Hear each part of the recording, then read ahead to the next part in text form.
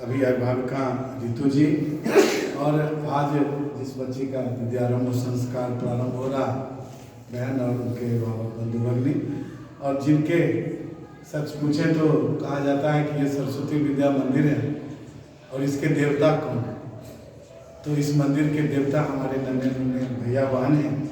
आपको भी मैं देवता के रूप में संबोधित कर रहा हूँ, क्योंकि मैंने उस दिन को देखा है जब आप नहीं थे तो ये मंदिर वीराना था, और जब आप कोरोना के बाद आए तो ये मंदिर फिर से मंदिर हो गया। तो मैं इस कार्यक्रम में अपने छोटे छोटे भैया बहनों को भी स्वागत अभिनंदन करता हूँ। यह एक विशेष पर्व है। देखे होंगे कि माता पिता का बंधन पूजन तो हम नित्य दिन करते हैं।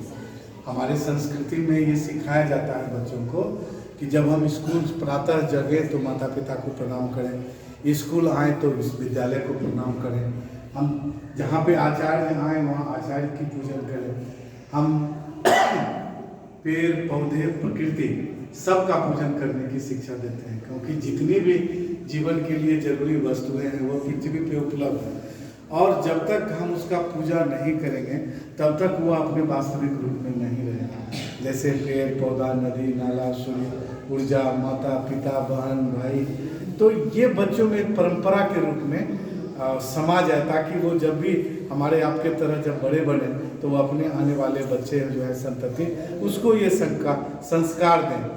तो ये एक उस तरह का एक कार्यक्रम विद्या भारती के द्वारा यह शुरू हुआ और समाज ने इसको स्वीकारा भी है, इसलिए समाज की बहुत अच्छी भूमिका इसमें रहती है और लोग इस कार्यक्रम को पसंद भी करते हैं। एक दूसरी बात भी है कि कालांतर से अपने देश में तो बहुत सारी संस्कृतियों का आगमन रहा है, और जिस संस्कृति जिस सभ्यता ने यहाँ पे आके शासन किया है उस सभ्यता ने अपनी कुछ छापे छोड़ दिए हैं। जैसे मुगल का था, आक्रांताओं का शासन था, तो उन्होंने अपने संस्कृति को स्थापित करने के लिए हमारी दुनिया की सबसे अच्छी संस्कृति थी उसको मिटाने का प्रयास किया।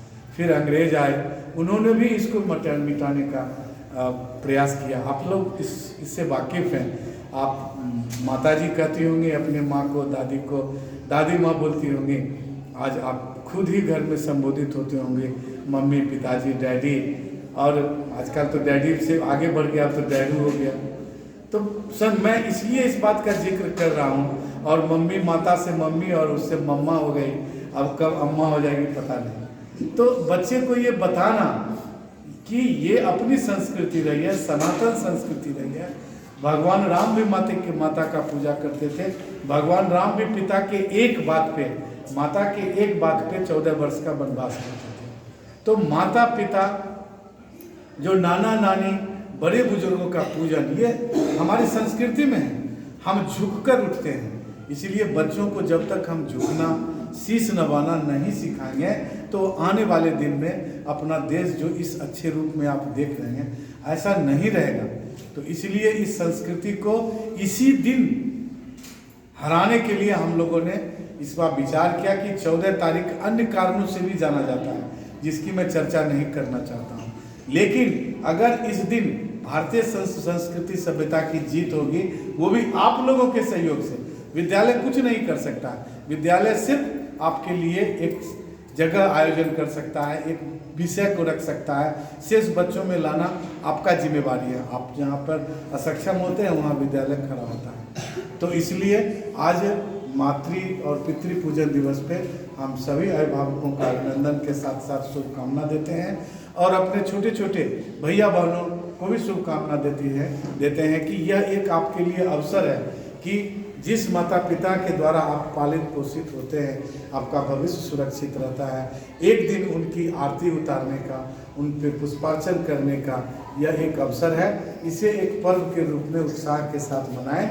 मुझे पूरा विश्वास है कि आपका आने वाला दिन जो भविष्य है वह माता पिता के आशीर्वाद से मंगलमय होगा, और मैं सतत आप लोगों को आशीर्वाद देने के लिए आया हूँ, देता रहूँगा, अच्छी बातों को रखता रहूँगा।